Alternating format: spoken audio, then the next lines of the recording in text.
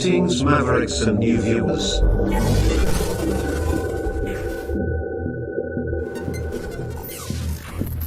Tonight, direct and live from the Maverick News Network World Studios. This is Maverick News with Rick Walker.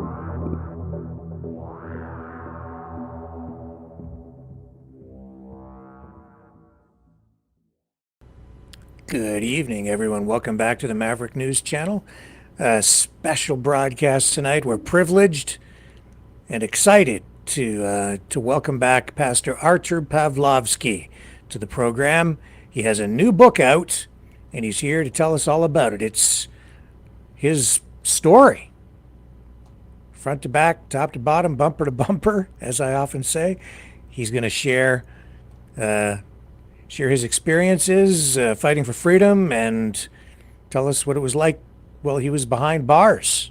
So stay with us. We'll be right back. You know, someone very profoundly once said many years ago that if fascism ever comes to America, it'll come in the name of liberalism.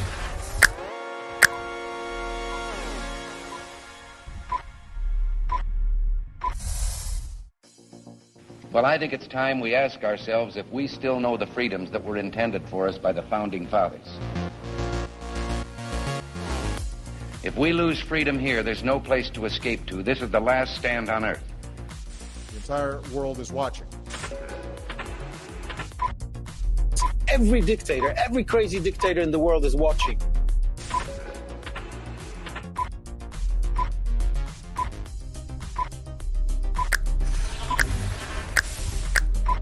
The world is watching. On TV, the entire world is watching. On social media. But the entire world is watching, and yes, they are seeing what we have apparently bravely been willing to say that others are thinking. Stand for freedom. Literally stand for freedom. Let's get this done. The entire world is watching. We're at war with the most dangerous enemy that has ever faced mankind in his long climb from the swamp to the stars. Maverick News. Maverick News. Maverick News. Let me have more control of my own destiny. The world is watching.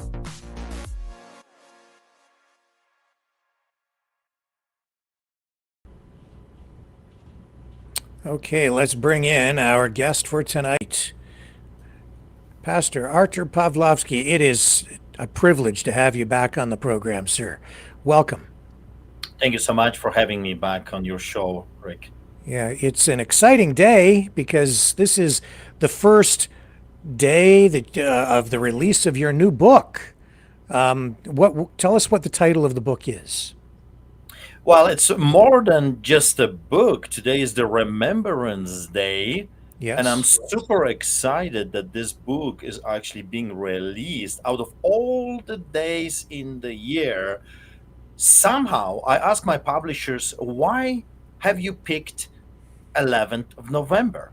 Do you know what is this day? And she kind of forgot, sometimes people just busy. Mm-hmm. And she said to me, no, it's just mathematics. They have this, process of releasing the book, the pre-order and this and that. And then mathematically just fall on 11th of November, Remembrance Day. For United States of America is the Veterans Day, and for the Polish people. As you can see, there is a Polish flag right here. For the Polish people is the Independence Day. Out of all the days, Poland disappears from the map of the world for 123 years. And because of our great grandparents that were willing to pay the ultimate price and fight and were enslaved and tortured. My grandfather was sent to Siberia for opposing the Tsar and for opposing the Soviets. And it was this day that God has chosen to release this book, which is all about standing and fighting for freedom. Lions do not bow. It's not just a story of Artur Pawlowski and look what the horrible things they have done to this man and to this family. Remember, they lit my house on fire. They wanted to burn me alive with my children sleeping. They lit our church on fire. They burned down our children's bus. They broke into our church. They robbed us. They stole equipment, speakers, cameras multiple times. They destroyed our church, vandalized for 3 months. They wanted to murder me in prison. As you remember, 5 different inmates testified to our lawyers that the guards were giving them incentives to murder me in prison. Also, they kept me in solitary confinement, metal cages, concrete cells, max spot for the most dangerous terrorists in the land, freezing conditions, and then psych ward, house arrest for a year and a half. They unscrewed tire in my pickup truck. I was physically attacked, knives, guns, punched in the face. All kinds of things happened to us, but the story is not about look, poor me, what they have done to me. This is the story of courage. You got to remember, for the past 4 years, they blanketed this whole earth with the messages of fear, terrorizing everyone. This book is a message of boldness and courage, a roar, if you will, that look what they have done to this little pastor, a Polish immigrant that grew up in hell behind the Iron Curtain under the boots of the Soviets. They unleashed hell on him, and yet look at me. I'm still standing. I'm still fighting. I have never bowed. And that's what this whole book is all about. It tells you about political fixers. It tells you about attempted bribery by the Premier of Alberta, Danielle Smith, and her cabinet ministers. It tells you about what happened in prison day by day. It tells you that the little guy, with the help of a powerful God, can withstand the most wicked, evil, corrupted powers in the country. And the story is not look what they have done to this man. No, no, no. Look what God has done to this man. Look, without them, there would be no book. It's 500-page documented story about what happened before and after and between every day, the background story of the Get Out video. Why lions do not bow? I'll tell you why. I'm a very privileged man. I have been around the world. I have been on different continents, and God sent me some time ago to Africa. We built orphanages and churches in Africa, Kenya, in the city of Kisumu. We have a number of churches. And when I was there, feeding the poor and doing crusades and different other things, speaking, different churches, I would always spend few days in the savannah. And it was there that God really spoke to me, because when I was there, I observed the lions, how majestic and beautiful and amazing those animals, those creatures are. I'm telling you, the moment the lions showed up, the monkeys stopped playing, the birds stopped chirping. The whole nature, I don't know, I cannot explain it to you, but it was like the whole nature, even the grass acknowledged the kings have arrived, the lionesses, the queen is here. The way they walk, the way they keep their head up, and it's like they know, and they walk with this understanding. We own this place. This is our home. We are the kings in the castle. We are the kings of the jungle. And at that time, I was privileged to observe them hunt, and how they walk, and how they lay, how they behave in their natural habitat, how they deal with hyenas and all those different things. And I'm telling you, God spoke to me, and he says, I want you to be just like them. Know who your God is. Know who I am. That's the number one thing. But then know who you are. You are my son. You're a child of the living God. You are a lion. So act, behave like one. Because we can be caught, Rick, with this poor me, look what they're doing to me. Oh, I just want to quit. I cannot handle this anymore. Enemy's too big. The giants are too powerful. Or we can act like lions. Who do you think you are, you uncircumcised Philistine, that you should defy the armies of the living God, the Bible says. And seriously, who those people think they are? So I decided to speak like this during different conferences and meetings about the lions and about what God wants us to be with an understanding that we are to be the head, not the tail. And of course, I don't know if you remember, but quite often during different meetings, I would say, we are the lions. The lions do not bow before the hyenas. We eat them for breakfast. And then we were thinking about, different names for the book and what would be, what would click the best with the people. And we always came back to the same simple message. We are lions. We don't make pacts with the hyenas. We don't make pacts with evil people. We don't negotiate with evil people. We don't bow to evil people. We are lions, and lions do not bow. That's where the whole thing came from. And of course, the book is giving you the whole story. When I do interviews like with you, and we've done it a very long one before, trying to explain to you or tell you my story, it's impossible. 1 hour, it's impossible. 2 hours, 5 hours, 1 day, it's impossible to tell the story because it's so complex. People ask me, can you share with us about your arrest? Which one, Rick? You gotta be more specific. I was arrested so many times. Which one? What about when they came to the church? They came to the church many times. You gotta be more specific. Or the tickets. Can you tell us about the tickets? Which one? I received over 350 citations. Tell us about the courts. Which one? I was in over 120 court cases, and I'm still in a court as we speak right now. So the only way I could tell the story was to pen it down. And I would not be able to tell the story, Rick, if I was not in a solitary confinement. So in a weird way of events, it was thanks to those villains, thanks to those wicked, evil people like Stephen Johnston, the Crown prosecutor, that said to the judges, lied to the judges multiple times, and said Artur Pawlowski is a highly dangerous individual. You cannot release him. He has to be in isolation. He has to be locked out, this criminal. So they locked me in isolation. But it was because they locked me in isolation. We should maybe just back up a little bit and explain how this all began, just in case there are people out there who are not familiar. You really rose to, I guess, you got a lot of public attention during the pandemic when you wouldn't shut your church down, when you refused to comply with those orders from the government, right?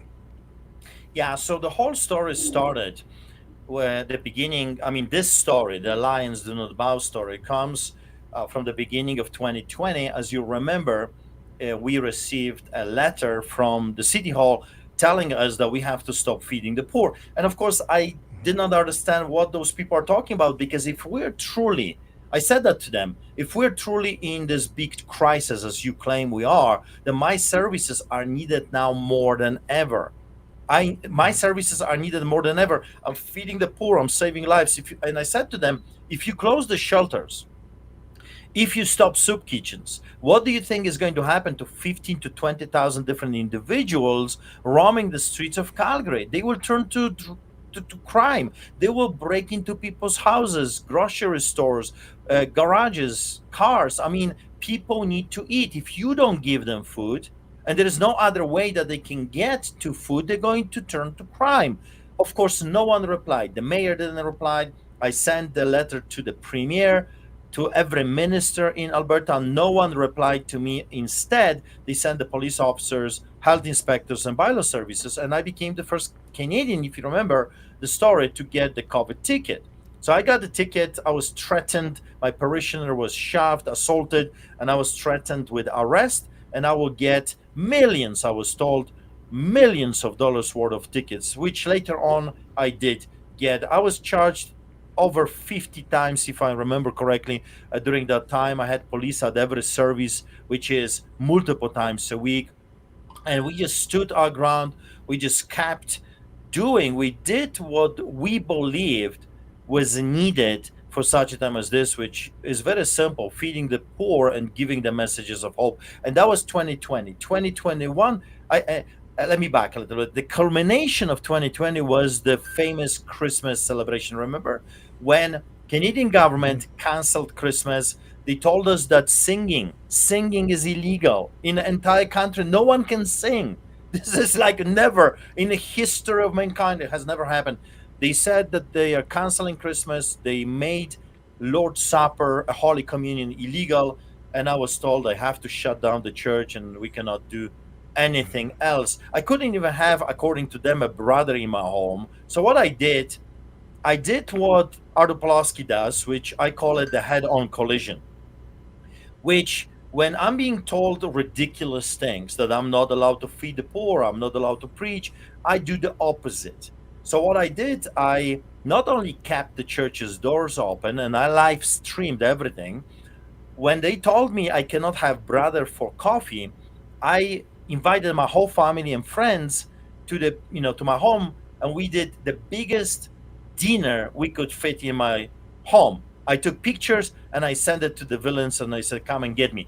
When they told us we're canceling Christmas, I went on television as well and I said, you people think you're some kind of a green Grinch? You canceling Christmas? Who do you people think you are? We just had Halloween and you were wishing kids having a great time. Now you're canceling Christmas? No. I invited people to the biggest Christmas celebration in the land, and as you remember, thousands of people showed up and we broke some kind of a record. We had over 120 police officers in uniform, 20 cops on bicycles, 54 police cars.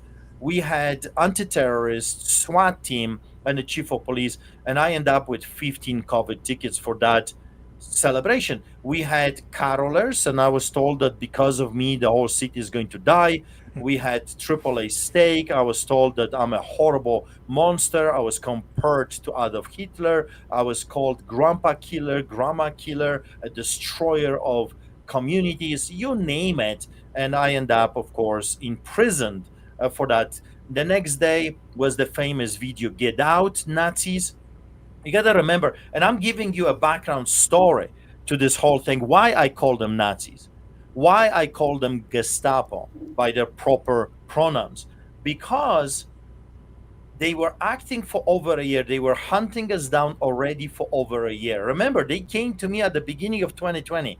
Now, a year later, I'm being hunted down, tickets after tickets, harassment, intimidation, them breaking the law for over a year. And they entered our church building illegally against the Criminal Code of Canada, Section 176, 1, 2, and 3, breaking the law, demanding me to bow to some nonsense. So the only thing I had for those people was, at this, you got to remember, I already negotiated with them. I talked to them many times, and they would not listen.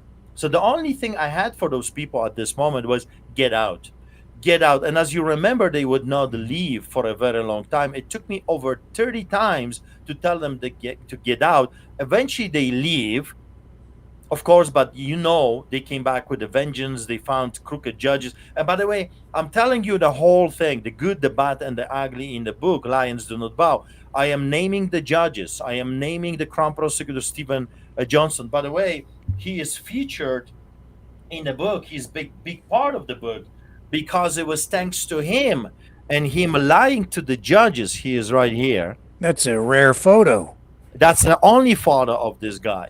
Yeah. Because he is doing everything in his power not to be seen. You see, those are hyenas. Those are monsters. And they don't want people to be able to recognize what they're doing and who they are. So the book is talking about political fixers. Here is my picture when I was imprisoned. This is the arrest in front of my house. This is the truck convoy. You've got the rallies. This is the picture from the Get Out video. This is my brother David that was organizing with my wife and my son Nathaniel and the church the longest ongoing protest in the history of prison. Every day I was on the inside, they were on the outside conducting church services. Those are some rallies that we had. This is Ohio State people that put Canada on a watch list as a nation that persecutes Christians. You've got the arrests with my brother David. So I've included lots of things. Here is a baptism of my daughter. As you remember, when I came back from my tour in the US, I was arrested stepping out of the plane, and I was charged criminally for baptizing my daughter. Here is the Quds, my sermon that the judge Gordon Crinky, that crooked judge, he said that every tracker, everyone that took part in a truck convoy is a criminal, and because I encouraged them to stand for God and state given rights, I'm a criminal as well, and I was charged and sentenced, and I was found guilty on inciting mischief, release order, and a terrorism charge, interfering with the crucial infrastructure under the Defense Act. A total insanity. Here's my picture from the tour with General Flynn and his wife. I was invited to speak about this in Mar-a-Lago, in Trump's house, to testify about what this crazy, wicked, evil, totalitarian government is doing in China, behind the Iron Curtain. Here are the people that fought for my life every single day. Here is the famous Christmas festival that I end up with 15 tickets. Then you've got, I had the privilege of hanging around with the Trump family. That's Eric Trump and other. Here is my son. Remember my son Nathaniel testified before the European Parliament? Yes. He has been detained already 5 times for this. To this day, every time he comes to Canada, because he studies in the US, every time he arrives, he is being detained by the Canadian authorities for that speech that was exposing Canadian totalitarian regime. Here is with Trump family in Florida by press conference about exposing the conservative government. And then here is an interesting thing. That's my arrest, stepping out of the plane. But here are the pieces of paper. I wrote this book on a pieces of paper, request forms that the inmates were giving me because I was denied paper in prison, and they would give me those request forms. So I was writing my whole story, what was happening every day, the background story on the pieces of paper. And you know what happened? Canadian government confiscated my book already 3 times. That's how dangerous this book is. What I'm telling you in the book is the background story. I'm telling you about attempted briberies by the Premier of Alberta, Daniel Smith. I was offered $2 million to shut my mouth. I was offered a guaranteed seat at the legislature if I keep my mouth shut. I was offered a government job if I don't want to be a politician. I received phone calls from the fixers that if I don't keep my mouth shut, it's already decided by Stephen Harper, Jason Kenney, and Pierre Poilievre that I will be assassinated in prison. They said the judge is bought and paid for, and you're going to prison and you're not coming out. All of this is in a book, how that unfolded, the phone call with the premier. She called me. People are contacting me and say, why would you call her? No, I was not calling her. She called me, trying to fix things. They love to call themselves the fixers. Here is the document. Sometimes people say, oh, we don't believe you. So I included lots of things in a book. This is a document that states that I am considered dangerous to the staff and the facility, and I will be housed indefinitely in solitary confinement in MaxPot for the most dangerous terrorists in the country. All of that was done to me illegally, and as you know, I'm suing them. I'm suing Attorney General of Canada. I'm suing the Chief of Police, Calgary Police, Alberta Health Services, Prison, Canada Post. We're suing RCMP for what they have done to me. Canada Post?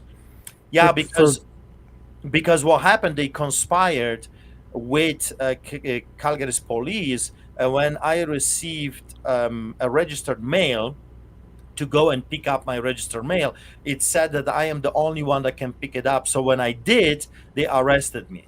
So they were part of the conspiracy against me, because what happened was, for people, you see, that's the problem. To understand the story of Artur Pawlowski, you got to read the book, because there's so many twists, so many crazy things that happen. You got to kind of follow the narration, and then you will be able to understand what they did to me. You know why we are suing them? We're not suing them for money. Money is there, but we're not suing them for money. We are alleging conspiracy to commit criminal acts against me and my family and our church. Why?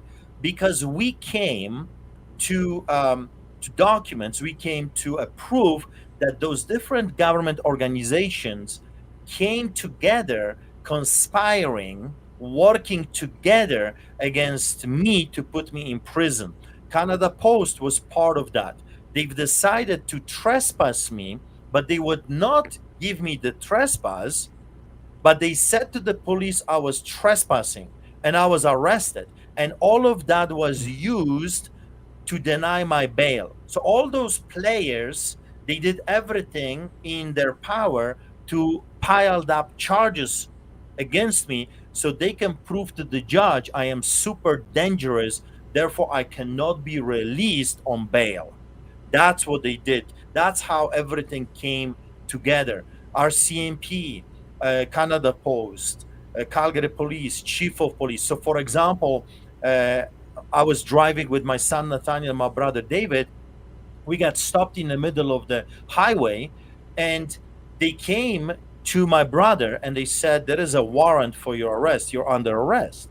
I'm sitting there, I've done nothing, and then they realize I am with him. So they went on the phone and they said, "Hey, Artur Pawlowski is there too, so arrest him too." There was no charges. There was no reason for any arrest. I've done nothing wrong. And yet they use every opportunity to hurt us and to pile up nonsense charges.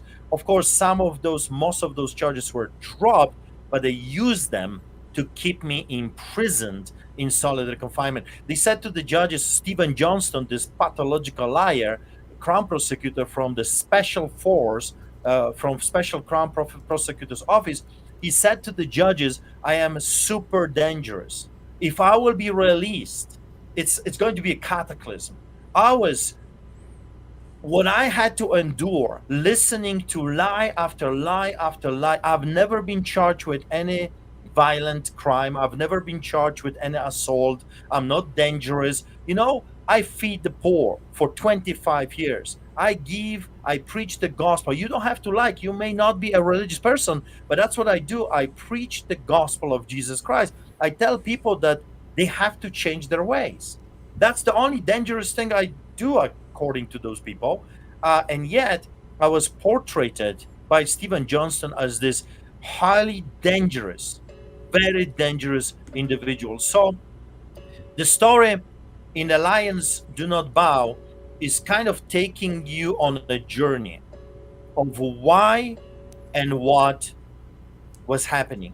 The key players, the politicians, the key players, judges, the off-camera ex parte meetings without our knowledge or our participation, when the judges like John Rook the Crook, I call him, or Adam Germain, or Gordon Krinky, or David Gates, they were giving the police officers powers to hurt us without our ability to defend ourselves. That's the whole point. This was a conspiracy to hurt us without our ability to be able to counterattack this. The judges had meetings with the police and the politicians behind the closed doors. Later, we've learned that those meetings were not recorded, and there is no record of the meetings anymore. The records were erased.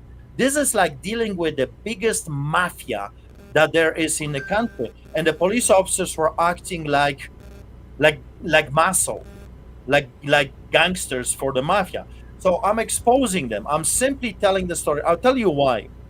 First of all, because there was nothing else to do in solitary confinement, so I was just writing. I kept writing. It kept me sane. It kept me hopeful that at least one day the people will know what happened to me. But also, I believe that the people deserve to know who did what and why it was done. People deserve to know how crooked our justice system is, how corrupted our political realm is, how manipulative, deceptive propaganda mainstream news is. And all of that is in the book. And of course, there are good stories. There's a lots of mini sermons. You will learn day by day in a mini diary, if you will. I would pen every single day what was happening to me. There were political statements I was doing. There were also interactions with the inmates and the guards. And all those things that when I was being taken from my solitary cell to a concrete cell, the inmates were banging on the door, yelling, "Free Pastor Art, free Pastor Art." And they were telling the guards, if anything happens to this man, even if one hair will fall from his head, watch your back. So I had enormous support, enormous support outside of prison and inside prison from the inmates. It was incredible to see that. That's why 21 days later, if you remember the story, 21 days in isolation, the inmates, it was their idea. They sent a petition to the director, Fader, and they demanded that if I'm not released, if he will not release me from isolation, then he's going to have a riot. And the next day I was released. I could conduct church services and Bible studies with the inmates and hang around with them. It's a crazy story. Sometimes when I shared today with the reporter about metal cages, and I'm sharing what happened to me. And I'm listening to my own words and I'm thinking like, I still don't believe that this happened in Canada. Like sometimes you detach yourself from your own story because it's so crazy. Yes. But it happened to me, and it's just so well documented. You got to remember, if people are really interested, go to streetchurch.ca, legal fight, and you will be able to read the entire allegation. It's nuts. It's crazy. It's Hollywood production. That's how crazy. And Rick, I don't understand why they did this to me. You don't do this to a man that has such a big mouth like me. If they would keep me with inmates, there would be no big story. If they would just leave me alone, there would be no story. But they did those crazy things like kidnapping me. Are you serious? And you thought that if you're going to kidnap me, I'm not going to talk about this? A premier phones me and you think I'm not going to tell the whole world how corrupted you are? Fixers are calling me, threatening my life, that they're going to assassinate me, and you think I'm going to get scared and not tell the whole world how crooked the politicians are? I don't know what they were thinking, but I guess God has given me a book, which is straight from Hollywood movie script. It's absolutely insane. So tell me more about being in solitary confinement. You say you were writing while you were in solitary. So how did you do that? Was that just like with a pen and a piece of paper, or did they give you access to a computer, or like how do you even do something like that in solitary? And what was the experience like? It's solitary confinement for a man like me. You see, I am a people's man, if you will. I always hang around with people. Even when I do tours and I speak, I always hang around with people. Or I am not your celebrity that comes only, delivers a message and disappears. I always hang around. I sit with the people. I chat with the people. I love people. So when they locked me in solitary confinement, this was a real torture. 26 hours straight, half an hour for washroom, for shower and phone call, and then you're back in a cage. It's nuts. And the first week was the worst. They would not give me my reading glasses. They would confiscate my write-ups. They confiscated my Bibles. So you're sitting in a very small, confined place, nothing to do, no TV, nothing. You're just sitting there, and I'm telling you, without the gadgets, you see, right now, if I'm bored, I can watch your show. I can, Google stuff. I can read something. I can play games. So I can watch a movie. Over there was nothing, zero, nada. Sitting there was a torture, was crazy, was driving me nuts. So what I decided to do, I said, if this is my future, and you got to remember, Stephen Johnston already declared that he's going to keep me in isolation for 2 years minimum. So you got to keep this in the back of your mind, that I was getting ready to spend 2 years in this horror movie, because I cannot describe this in another way. It was a horror movie. So I to keep my mind, for not going crazy, I decided, okay, fine. If this is my reality now, and there is nothing I can do about this, so at least I'm going to do my best to narrate the story. I will write about why this happened to me, all the things that led to this moment in my life. So that's where the idea came from, because I had nothing else to do. So I asked, because inmates were coming through the door to me, and we were chatting, and they learned I'm the pastor. Of course, everyone knew me. When they recognized me, they said, "You're that pastor." They all cheer for me. They got newspapers there, so I was all over the news. And they were coming to me one after another. They were bringing me coffee. They were bringing me a cream for coffee. They were bringing me hot water, because another thing I learned in prison is that you can actually give in a solitary confinement, you can receive hot water through the door, through the crack of the door. They know how to do this thing that the water sips into your cup. It's crazy. I never knew you can even do stuff like this, but you learn as you go. And then I asked them, will you bring me any paper so I can write?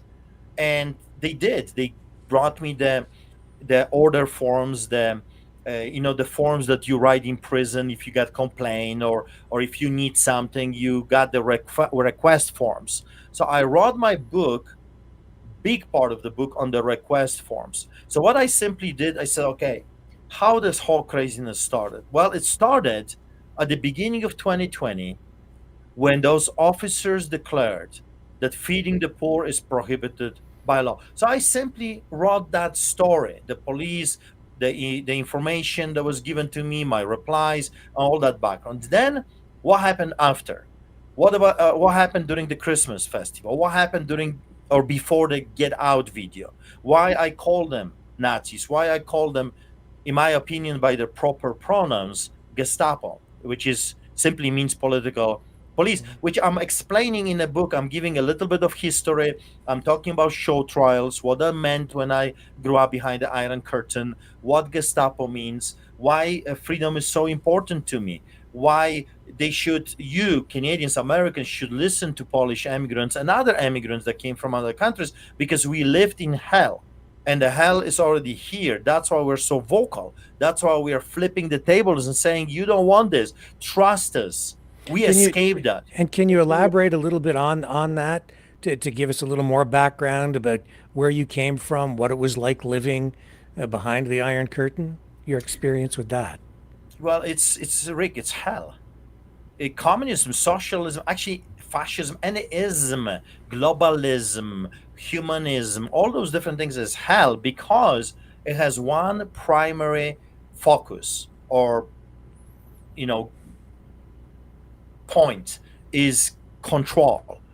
What they're doing, they are creating a scenario where your life is completely controlled by them. In other words, communism, socialism, fascism, all those isms is the wannabe pharaohs that are the elites, rulers, and then you, slaves. When the pharaoh speaks, it's like God has just spoken. It becomes the law. And we witnessed that in the past 4 years. Look, Fauci comes on television, he mumbles something because he was a pathological liar. I called him Pinocchio, because in the morning he would say one thing, in the evening he would change his story.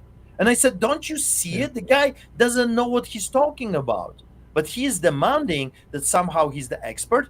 But what's incredible about the story is that whatever he said automatically somehow became the law.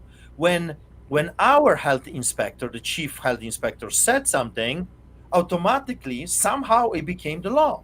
6 feet apart, you cannot have a coffee, you cannot go here, this right. Craziness, right? There was not a law. Nowhere during this time they made this as a law. It was mandates, it was recommendations, but it never a law. So they were in fact the lawbreakers. So growing up behind the Iron Curtain is lawlessness, just like we observed in the past few years. Is show trials. What is a show trial? A show trial is when an individual is already condemned, convicted before even trial starts. It's all a show. It's all propaganda. It's all sending a message. Why do you think, Rick, my arrests were so crazy and widely publicized and videotaped and done in such a spectacular way? Oh, they were trying to send a message to everybody else. Don't you dare try this. That's Don't exactly that's exactly the purpose. There was never a need to come with 120 officers to arrest Artur Pawlowski. There was no need to block my entire street for all the neighbors to see that there is this great takedown of El Chapo of Calgary, Al Capone of Canada. There was no need for the detectives. There was no need for the SWAT team and anti-terrorists. There was no need for all this massive amount of armed officers to take me down. The only thing they needed to do every single time was to send a message to my lawyers saying, there is a warrant for your client's arrest. Can you arrange for him to turn himself in? That's it. That's the only drama you would ever see. Artur Pawlowski in front of the police station doing a selfie or a little chit chat to my supporters. I have to go in. There is a warrant for my arrest, and I'm going there with my lawyers. And I hope to see you when I get out, and we will deal with the legalities of this arrest. That's it. No drama in the middle of the highway. No torture. No transporting me to prison upside down like a piece of meat. There was no need to drag me in the middle of the snow, arresting my son, arresting my brother, arresting my associate pastor, arresting multiple people from our church. There was no need for that. They did it for propaganda purposes. So growing up behind the Iron Curtain, you're lacking everything.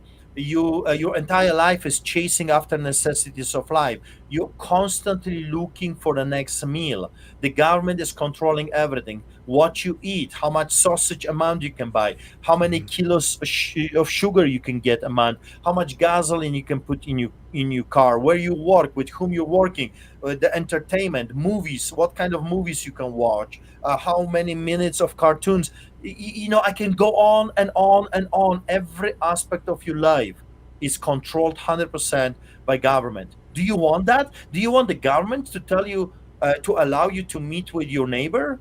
Or they will say, no, you cannot. Do you want the government to do what they done to my son Nathaniel?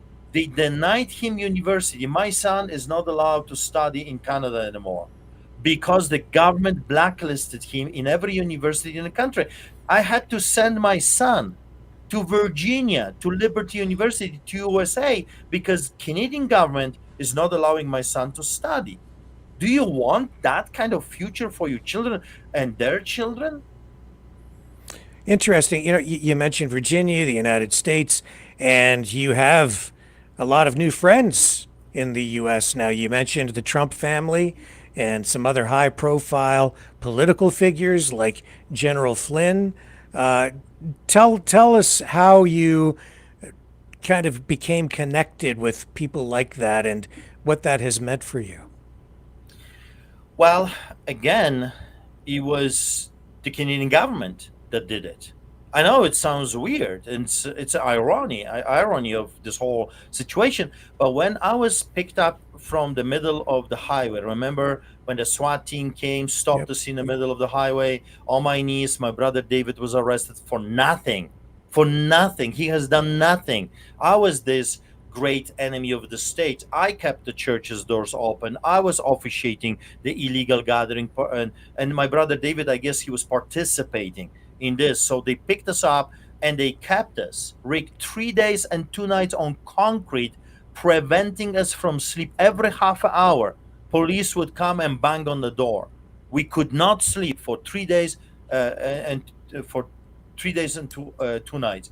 So it was on Monday when my brother David came to me after we saw that crooked judge Adam Germain that later on gave me the compelled speech. Remember, the judge said that I have to talk the government approved narration to this pandemic, or I will go back to prison. In other words, he gave me a court order.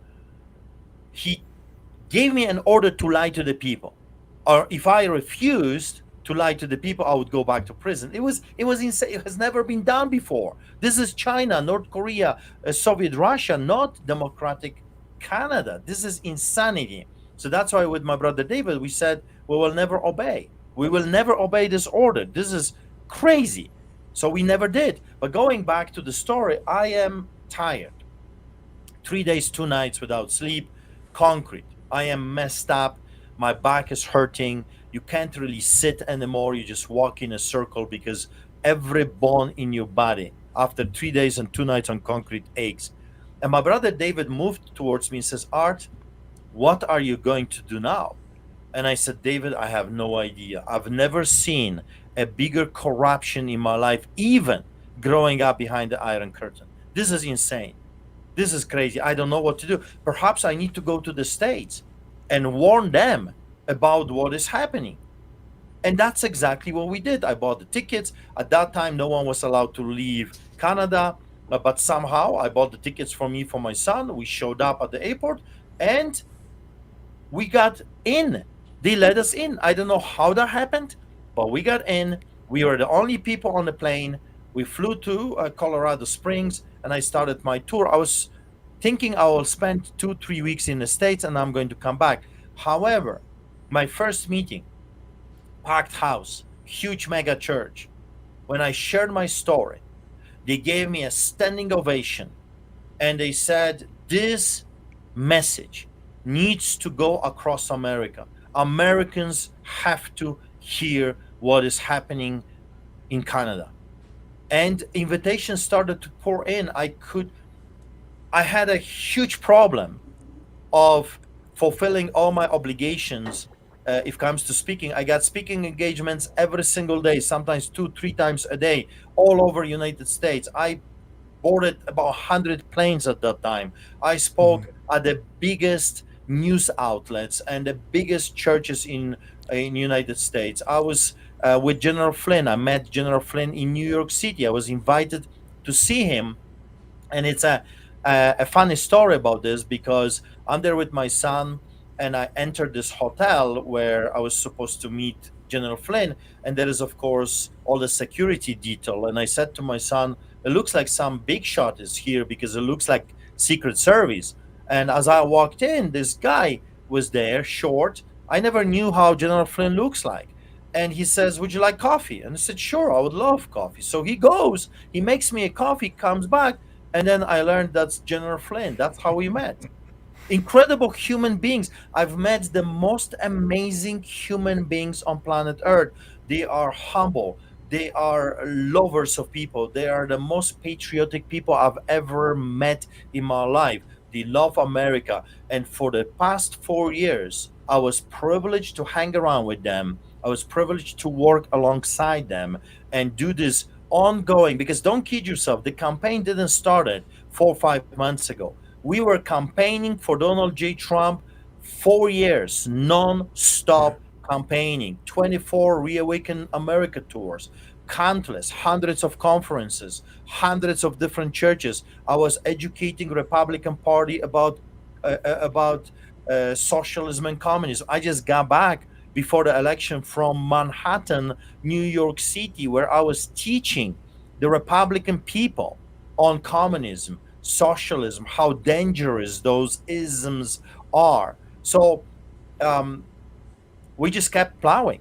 And through this plowing of the field, we were able to meet all those different people like Mike Lindell, General Flynn, Eric Trump, his wife, and hundreds of others, Bo Polney, Amanda Grace, Julie Green, Dr. Ardis. I hang around for months with the most brilliant, amazing doctors on earth, biologists, scientists, directors for Homeland Security. You know, I know them all. I hang around with all of those people because we needed each other, and they needed to hear.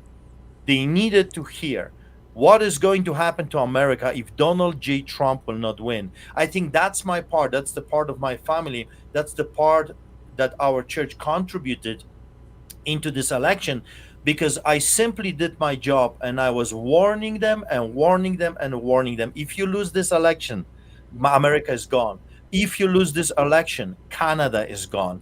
If you lose this election, the free world will cease to exist. If you lose this because of whatever, you know, some people are apathetic. Some people think it's not as bad as we say it is.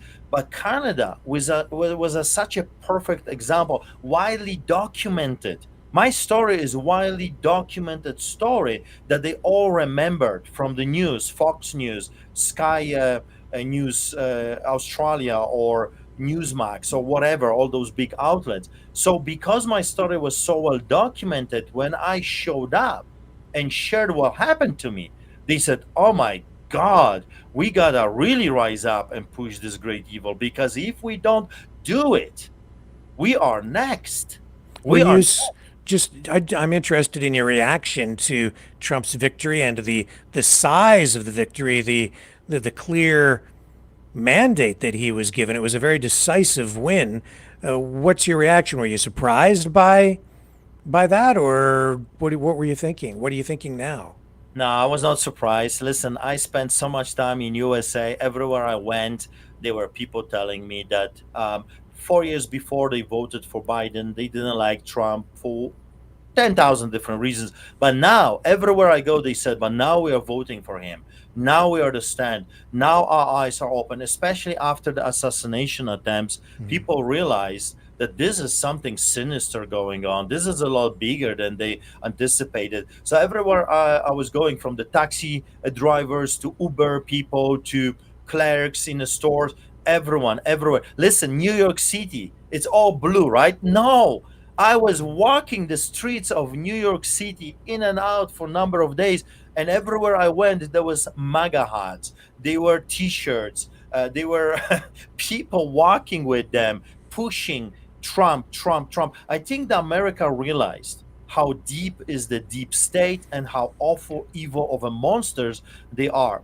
During the election, I tell you, the only worry I had was that they will try to cheat again. So even 15 minutes before they announced him winning, I was doing a live show with the Polish people. We had 100,000 people watching us live, and so I was commenting and I was translating from the English to Polish for the Polish people. And even 15 minutes before, I said, I'm not sure. We need Pennsylvania. We are that close, and it can go either way. But we all had hope that the right thing will happen. And from another note, I want to say that the last election has been stolen. And I know, because I was with Michael Lindell, he has all the proof that the election was in fact stolen. And I said, even from that perspective, this man, Trump, he deserves his seat because he won and it was stolen from him. You don't have to like the man. Just from the human point of view, he deserves to be the president of the United States. So when they announced, I'll tell you what happened. All the pressure of the past 4 years kind of evaporated. It was like, I guess we will live, and we will live to fight another day. That doesn't mean the fight is over. No, it's just the beginning. But at least there is a glimpse of hope. There is a sliver of light in this darkness. Because if the American people can do it, that means Canada can do it as well. That means Poland can do it as well. That means Europe can do it as well. If they unleashed every possible machinery, crooked machinery against Donald J. Trump and his family and the people around him, because you got to remember, they wanted in prison General Flynn. They tried to destroy him financially, just like me. I had to remortgage my house 7 times. They arrested his son and said he's going to be assassinated in prison if you don't sign the paper. They arrested Bannon. They have arrested Roger Stone. They've arrested everyone, thousands of other Trump supporters. They made up a story on January 6th, and they unleashed the propaganda that we have never seen on this side of eternity. They have unlimited resources of money, billions, trillions of dollars. They have trillionaires with them. They have Facebook. They have YouTube. They have all this craziness for them. They have Hollywood pedophiles on their sides. They have all this machinery for them, and yet the truth won. And when I saw that, and of course I waited all the way until he gave his victory speech, and which was actually beautiful because he didn't talk about himself. He talked about the amazing people around him that made this possible, and that was really sweet. It was really amazing because there was thousands upon thousands of people that fought for this victory. It was not just one man, it was not just one family. There was amazing people in the background that did everything they could to make sure that this election is not going to be stolen, that the people will have their voice back. So it was a great relief. But also the next 4 years, I want the people to know it's a preparation, because the cancer, I call them the cancer keeps eating until it kills. Those people are like cancer. This evil is like cancer. They need to be cut out. If we don't cut them out, then they're going to do something sinister again. They will keep doing this until they kill. So this is 4 years of preparation. This is 4 years of getting ready. The elites are not done with us. Don't kid yourself.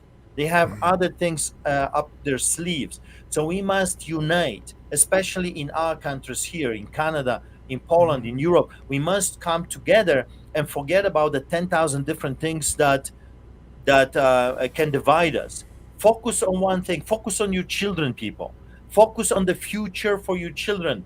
This is a time of war, and during the time of war, you need fighters. You need lions. You don't call a lawyer when the Germans are shooting at your children. You grab a gun and you shoot back. We are in the middle of war. You need fighters.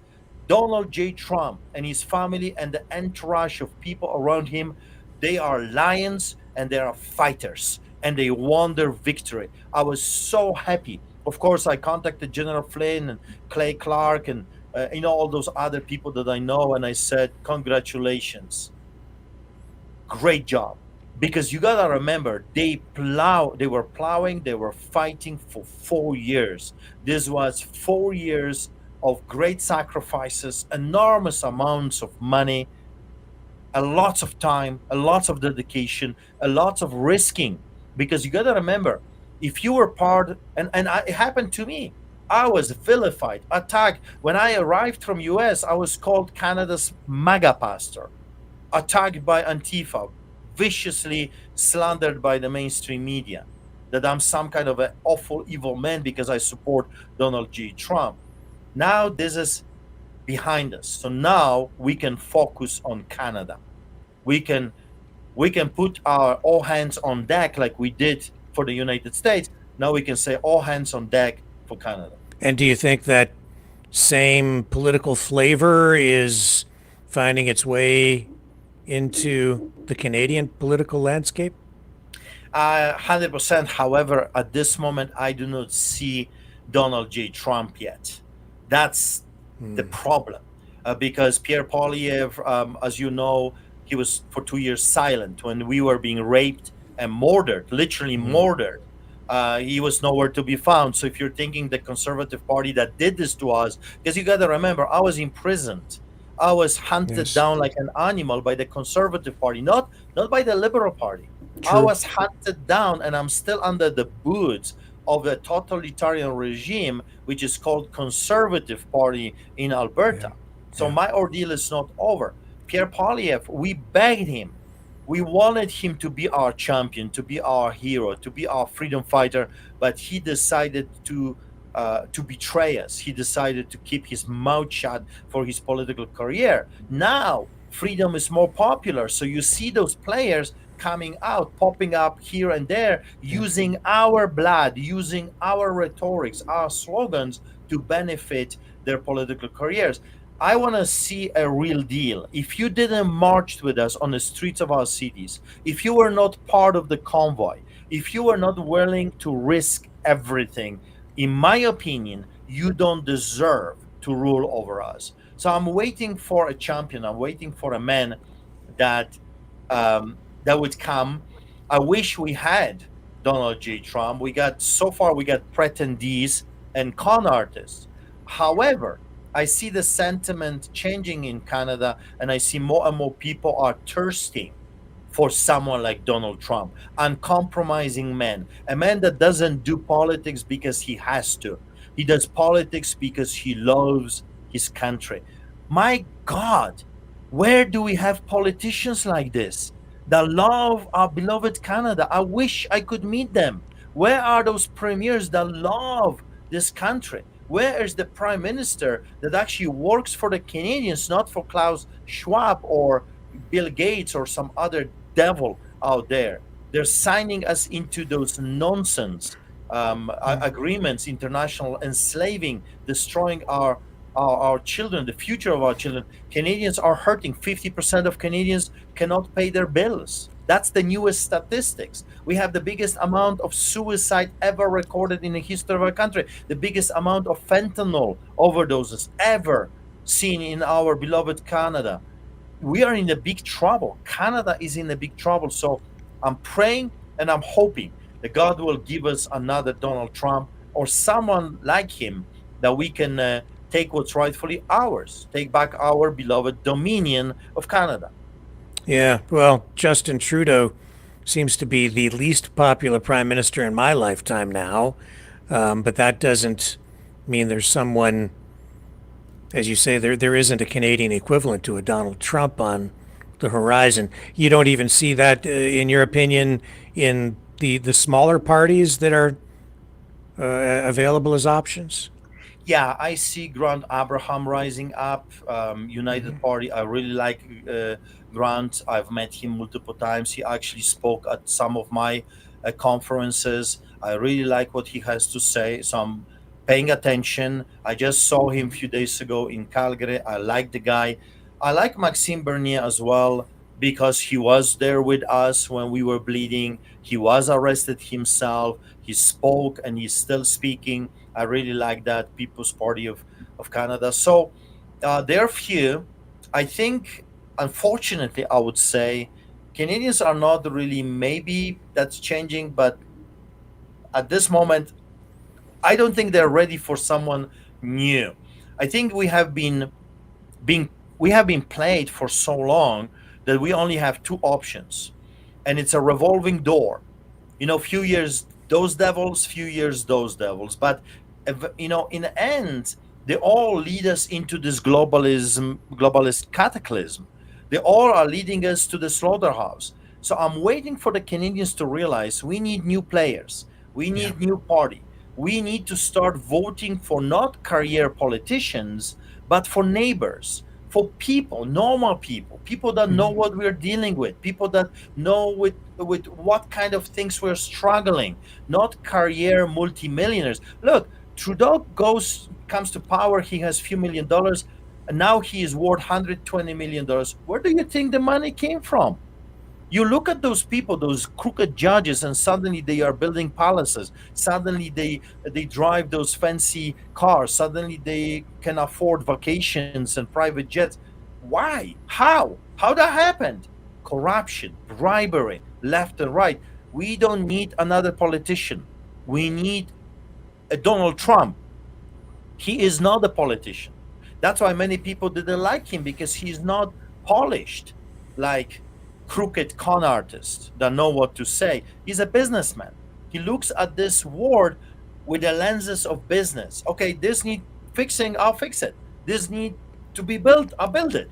Right? He's a doer, not just a talker. Maybe he's not the greatest talker, but in my opinion, he's the greatest doer. Within the first week, it's not even a week, and he has accomplished more than Biden in the past 4 years. Is that not incredible? He's not even sworn in, and he already is stopping the war in Ukraine. He already talked to Putin. He already said that Iran will not have the nuclear bomb, and he's stopping the conflict in Israel. The guy is brilliant, and he is brave. You need someone that is courageous, someone that knows how to do things, not just talk sweet talk and deliver absolutely nothing. And if it comes to the Castro son, if I had the power, if the miracle happened and I would become the king of Canada, in quote, those people would be charged with treason. Those people would be charged with treason. There would be many people charged with treason, and there would be Nuremberg number 2, because we're not talking about imprisonment. We're not talking about few tickets. We've lost tens of thousands of Canadians because of what they did. And I need to caution you that we are on YouTube, So we just need to temper the language a little bit, as Sure. I'm sure you're aware. You've been approached about maybe even making a movie, or someone wants to make a movie out of this new book that you've written. Tell me Yeah, about that. yeah. I was actually a couple of days ago on a Hollywood Zoom with actors and singers, and they really would love to turn this into a movie script, a Hollywood style production. So it would be really, really cool. Again, I'm not a perfect man. I'm not the holiest of holies. I love watching movie. I'm guilty as charged. I love movies that are made based on real life, and it would be cool to see one day a production of what happened to me in prison and the background story as well. So this is just a talk right now. I was approached few times already to think about it, so I have been thinking about it. I just talked to my publisher today, and they are actually, tomorrow we are starting process of turning this book into translating it into a Polish language. And I know there will be other countries that want to translate this book into their language. So that's the next step. Remember, today is the first day. And listen to this. For the past few weeks, we have become number one in 5 categories on Amazon.com and Amazon.ca.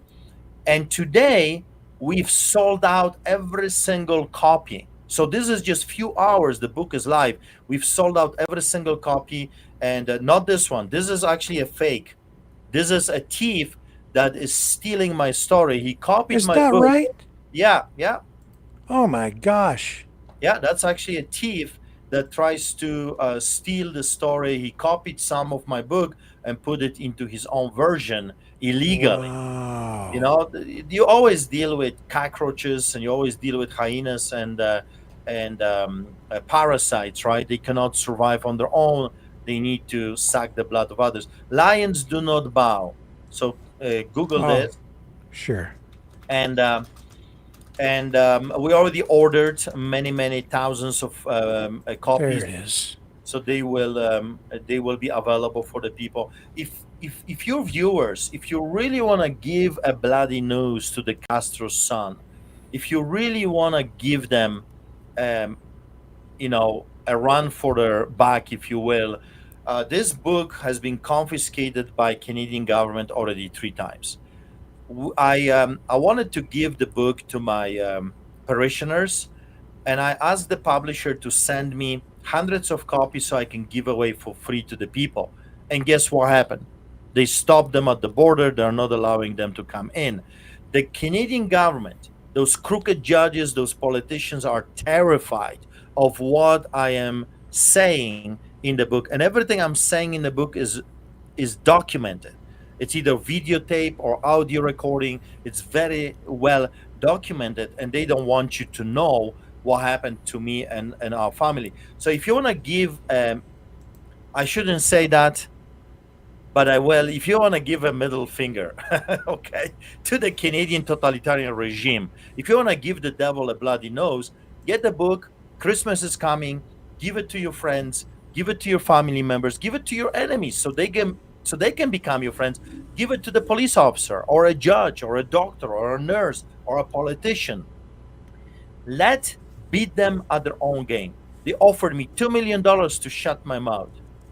Would that not be a funny thing if this book, which is an extended story of what I say during different shows, would go viral like the Get Out video around the world? Would that not be a poetic justice in a way? They've done everything to this guy to shut him up, but he's not shutting up. He's actually expanding his horizon with the book and the upcoming movie that if we'll make a deal with those people. So in a way, they've created me. In a way, they have allowed me to share the story, to let the people know of what happened to me. And I already started to receive reviews of the book.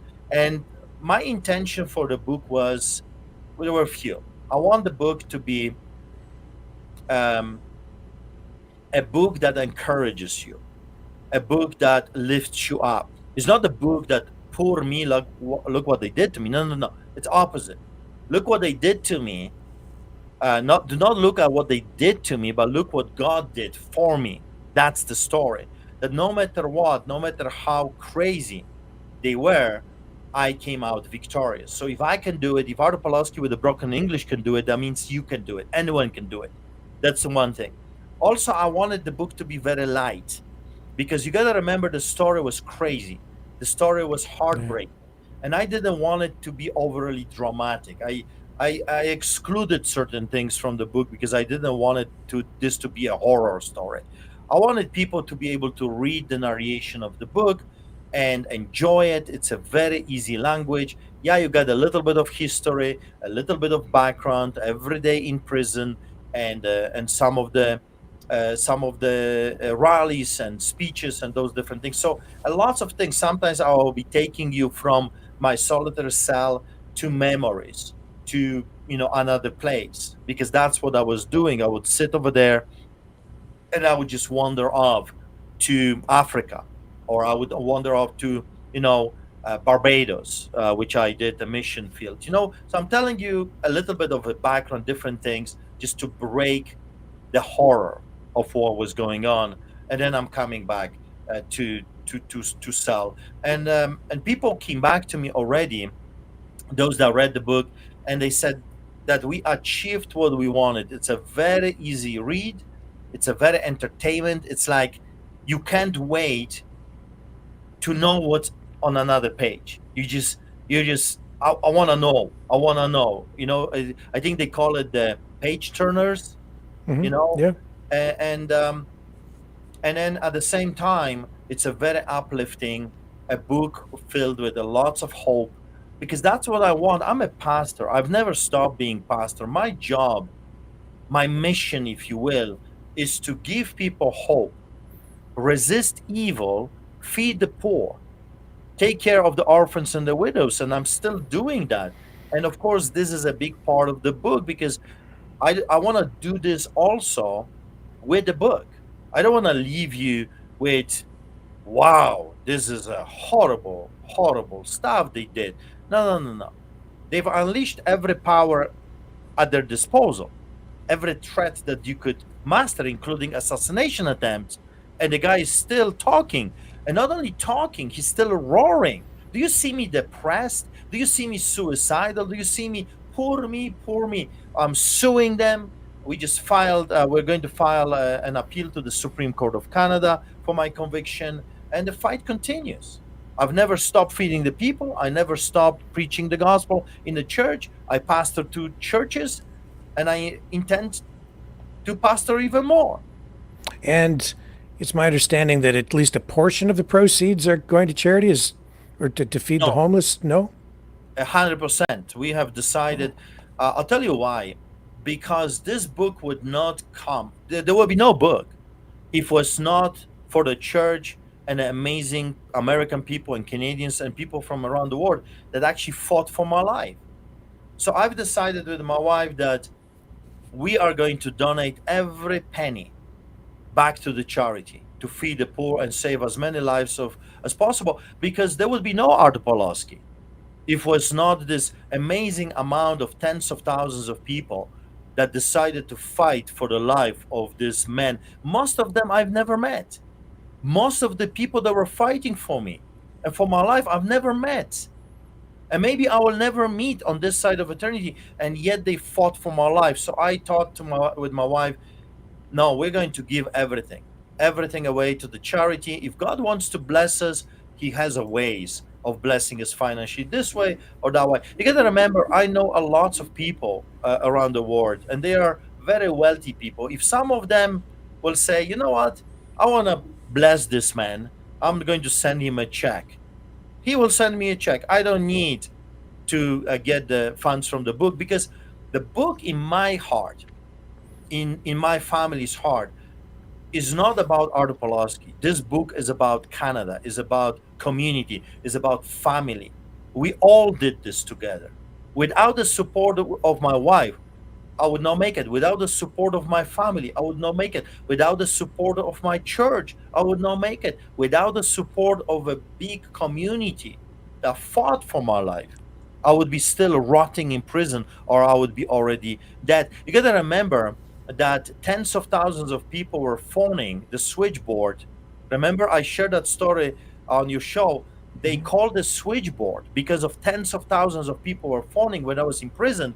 Artur Pawlowski switchboard. Tens of thousands of people were phoning Canadian government, demanding my release, putting pressure on politicians.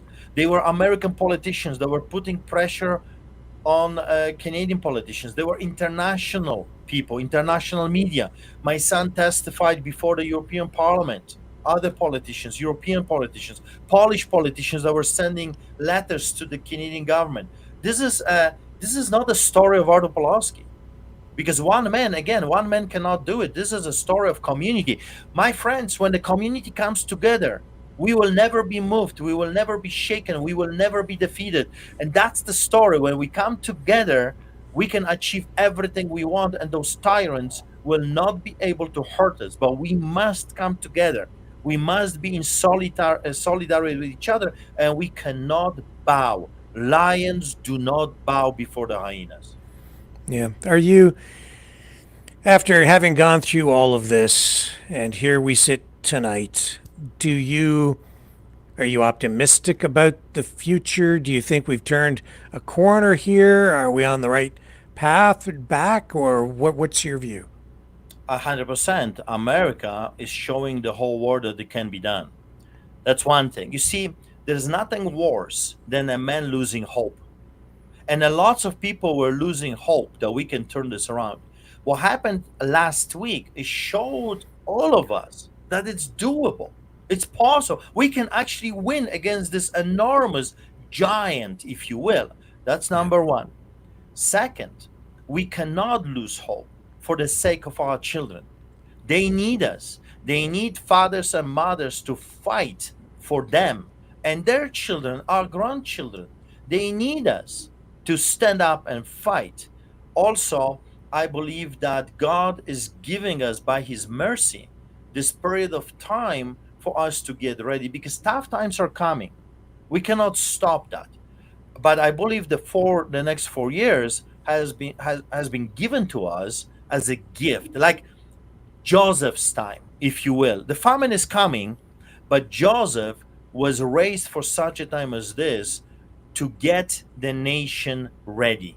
I think that's, if we're looking about season where we are, I think we are in a season of the time of Joseph. And God is speaking to his Josephs, and he's saying, get ready, tough times are coming, but I am giving you this time of grace, mercy, so you can get the connections, so you can get the farms, so you can build the community. This time is not to vacation. This is not kumbaya, let's cruise and forget about everything. This is a time to get all of us together as a family, community. It's so super important for having the right people around you.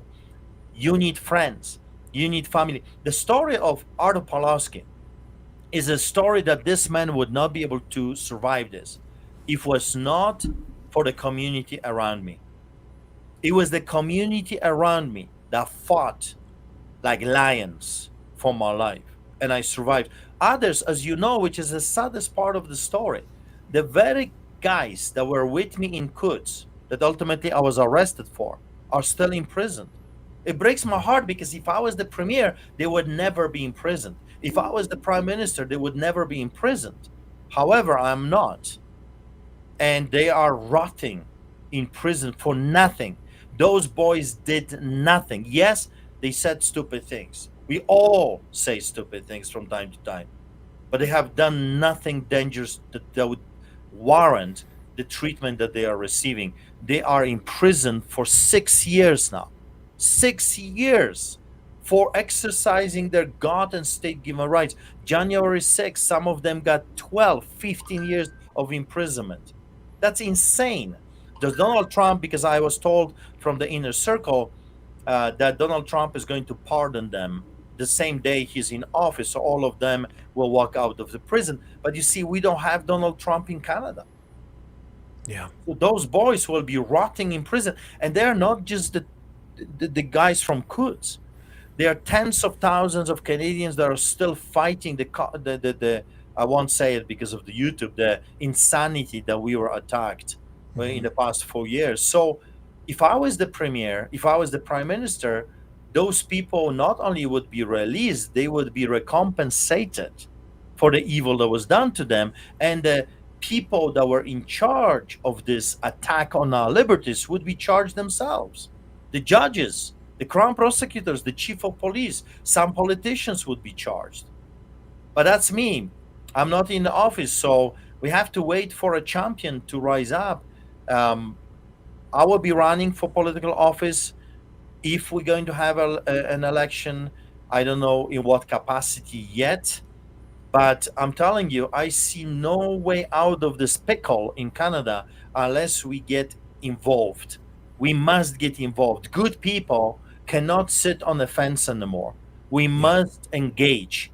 Political, economical, educational, every mountain of influence, we must engage because we've lost our beloved nation. Now we got to rise up and fight to get it back. Yeah, and as you point out, the Trump victory in the United States proves that it can be done, that elections can be won, that change can happen, and you can turn the tide. Yeah, it's possible. I'm telling you, it's doable. And we just need the right people. And we cannot have politicians anymore. We have to have neighbors, normal people that know what we're talking about, those that are hurting. Politicians are giving themselves a hefty pay raises all the time, bonuses, while we are losing more and more and more. This has to change. There has to be a limit for those people. They cannot just keep going and going forever, because they don't want to go. We are truly having a monarchy right now. I see no difference now. Actually, I see difference, sorry. We pay more taxes than during the time of the kings. Because during the time of the kings, we were paying 10%, less than 10%. Now we're paying over 50%. We're being robbed and raped at every corner. And this is just the beginning. They are talking about new taxes. They want to bring new taxes, more taxes, tax upon the tax. It's insanity. So I'm waiting for the Canadian people to finally say, like the Polish people said it, like the Americans said it last week, enough is enough. Enough is enough.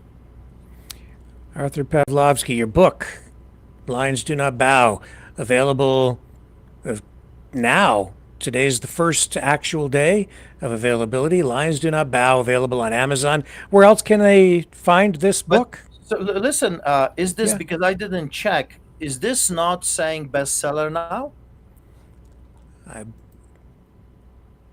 It is the number one bestseller in inspirational spirituality category. Yes, indeed. You see, so this is the hilarious part of the story. They wanted to do everything in their power to shut me up, and the book becomes a bestseller. It's sorry for that, but when I look at my story, sometimes I look at my story from a little bit of exterior perspective, right? Because it's so complex, it's so crazy. Even when I share it, it's crazy.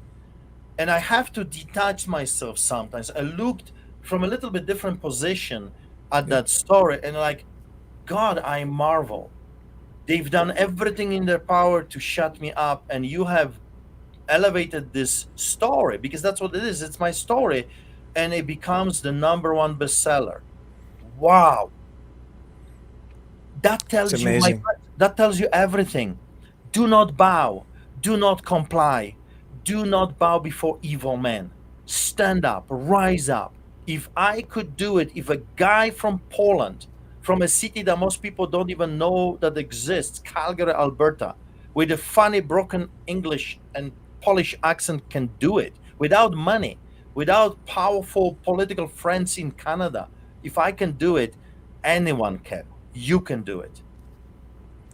And with that, I think that's a great point to sort of end the broadcast on tonight. Pastor Art, thank you so much for joining us here tonight. It's been a privilege. Your story is inspirational.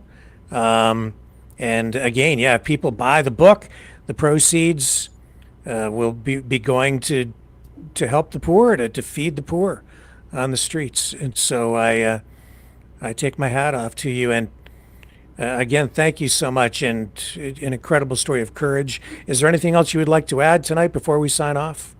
If people want to become a part of what we're doing, go to streetchurch.ca, streetchurch.ca, especially go to the legal fight, because you will be able to read the allegation in our lawsuit. It's incredible. When I read it, my first reaction was, oh my God, what this guy had to go through. And then it hits me, well, that's you. It's just insane. All of it, of course, is well documented, and it's going to be proven in a court of law. And then if you want to help and give the devil a bloody nose, please go to Amazon.com, Amazon.ca, or Indigo, or any other places if you don't like those outlets, and get the book. If for nothing more than just to give a bloody nose to a totalitarian regime that unleashed hell on freedom and our families and our loved ones.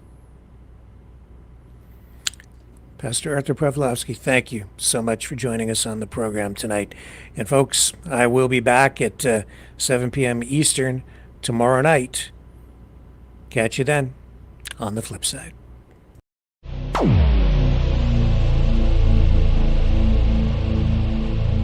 This has been a Maverick Multimedia production.